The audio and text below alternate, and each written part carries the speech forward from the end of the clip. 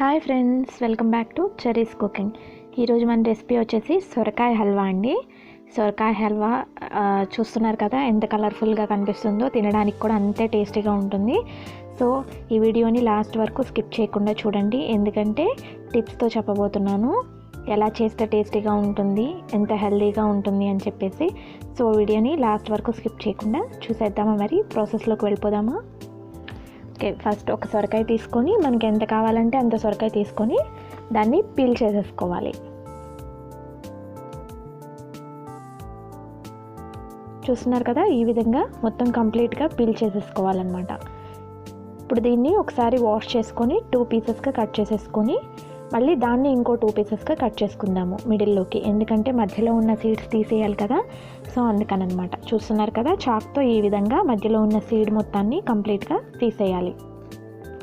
ఎందుకంటే ఆ కండ అనేది చాలా సాఫ్ట్గా ఉంటుంది కదా, మనకి తురిమినా సరే అది రాదనమాట. సో అందుకని చెప్పేసి మధ్యలో ఉన్న సీడ్ మొత్తాన్ని, అంటే ఆ కండ మొత్తాన్ని కూడా తీసేయాలి. చూస్తున్నారు కదా, అన్ని పీసెస్ని ఈ విధంగా తీసేసుకోవాలన్నమాట.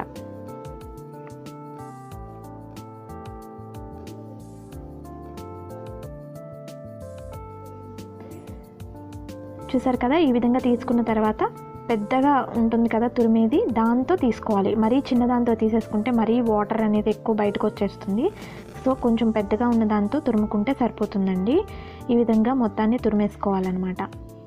ఇక్కడ ఇంకో విషయం ఏంటంటే, మనం ఇందులో నుంచి ఎటువంటి వాటర్ని పిండట్లేదు. మనం ఎలా ఉందో సొరకాయని అలాగే యూజ్ చేసుకుంటున్నాం. ఎందుకంటే పిండడం వల్ల అందులో ఉన్న మినరల్స్, విటమిన్స్ మొత్తం పోతాయి కాబట్టి మనం ఆ వాటర్తోనే కుక్ చేసుకుంటున్నాము. చూస్తున్నారు కదా, ఫస్ట్ కొంచెం నెయ్యి వేసుకున్న తర్వాత అందులో కొంచెం జీడిపప్పు, అలాగే కిస్మిస్ అంటే ఇది నార్మల్ కిస్మిస్ కాదండి, బ్లాక్ కిస్మిస్. సో అందుకనే నేను ముందు వేసేసాను. ఈ 2 వేగిన తర్వాత తీసేసుకోవాలి. అలాగే ఇందాక చెప్పినట్లుగా నేను సొరకాయ తురిమిన దాంట్లో నుంచి ఎటువంటి వాటర్ పిండలేదు. సో వాటర్తోనే మనం ఇప్పుడు వేపించుకోవాలి. అదే నెయ్యిలో మనం ఇప్పుడు, నేను ఇక్కడ 2 కప్స్ సొరకాయ తురిమిన దాకా తీసుకుంటున్నాను. తురిమిన దాన్ని 2 కప్స్ దాకా తీసుకుంటున్నాను. సో ఈ విధంగా తీసుకున్న తర్వాత మనం మీడియం టు లో మంట మీద పెట్టుకొని చక్కగా కుక్ చేసుకోవాలి. హై మంట పెట్టేయకూడదు, ఎందుకంటే తురుముకున్నాం కదా మనం, ఫాస్ట్గా ఫ్రై అయిపోతుంది. కాబట్టి ఈ విధంగా చిన్న మంట పెట్టుకున్నా పర్వాలేదు, స్లోగా. ఇది నియర్లీ వచ్చేసి 20 to 25 మినిట్స్ వరకు టైం పడుతుందండి. కొంచెం స్లో ప్రాసెస్సే కాబట్టి ఈ విధంగా మూత అనేది పెట్టుకుంటూ మనం దీన్ని ఫ్రై చేసుకోవాలన్నమాట ఆ నెయ్యిలో. నేనైతే వాటర్ అనేది తీయలేదండి, మీకు ఇష్టం లేకపోతే వాటర్ అనేది తీసుకోవచ్చు. వాటర్ అనేది తీయకపోయినా మనకి ఎటువంటి స్మెల్ రాదు.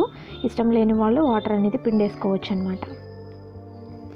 చూస్తున్నారు కదా, ఈ విధంగా ఆ తురిమిందంతా కూడా ట్రాన్స్పరెంట్గా అయిపోయి మనకి నెయ్యి అనేది బయటకు వస్తూ ఉంటుంది. ఆ టైంలో నేను ఇక్కడ 1/2 కప్పు వరకు షుగర్ తీసుకున్నాను. కొంచెం తినేవాళ్ళు 3/4 కప్పు వరకు కూడా షుగర్ తీసుకోవచ్చు అనమాట. ఈ విధంగా షుగర్ వేసుకున్న వెంటనే మనం మంట అనేది సిమ్లో పెట్టేసుకోవాలండి. ఎందుకంటే షుగర్ అనేది మెల్ట్ అయిపోయిన తర్వాత మళ్ళీ వెంటనే పాకం వచ్చేస్తుంది కదా, పాకం అనేది ముదిరిపోతే హల్వా అనేది గట్టిపడిపోతుంది. సో ఈ విధంగా సిమ్లో పెట్టేసుకోవాలి. షుగర్ మొత్తం మెల్ట్ అయిపోయిన వెంటనే ఎక్కువసేపు ఉంచకుండా, నేను ఫుడ్ కలర్ యూస్ చేస్తున్నాను కాబట్టి పాలల్లో మిక్స్ చేసి వేస్తున్నాను.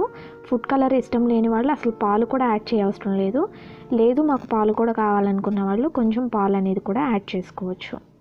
ఈ విధంగా 1/2 కప్పు నుంచి 1/2 కప్పు వరకు పాలు కూడా యాడ్ చేసుకోవచ్చు. నేను ఫుడ్ కలర్ కోసం మాత్రమే ఇక్కడ పాలని యాడ్ చేస్తున్నాను.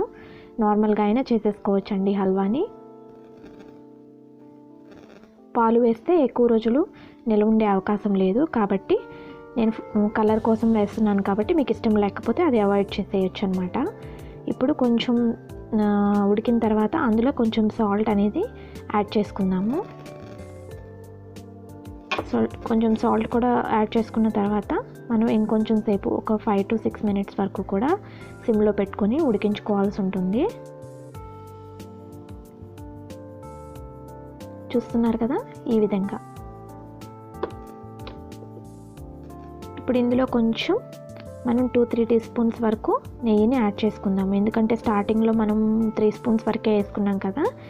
సో అందుకని చెప్పేసి కొంచెం పాలు ఒక 5 to 6 మినిట్స్ కుక్ అయిన తర్వాత మనం అందులో కొంచెం నెయ్యి అనేది యాడ్ చేసుకొని ఇంకొంచెం సేపు ఫ్రై చేసుకుందాము. అది కొంచెం దగ్గర పడుతుందనగా మనం జీడిపప్పు కిస్మిస్ని కూడా యాడ్ చేసుకుందాము, అలాగే బాదం పప్పుని కూడా యాడ్ చేసుకుందాము.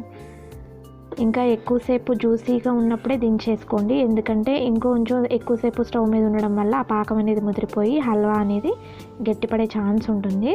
సో అందుకని చెప్పేసి కొంచెం జ్యూసీగా ఉన్నప్పుడు ఆయిల్ అనేది అంటే ఆ నెయ్యి అనేది సెపరేట్ అవుతున్నప్పుడు మనం స్టవ్ మీద దించేసుకోవాలి. అట్లాగే 1 or 2 ఇలాచీ కూడా వేసుకోవచ్చు.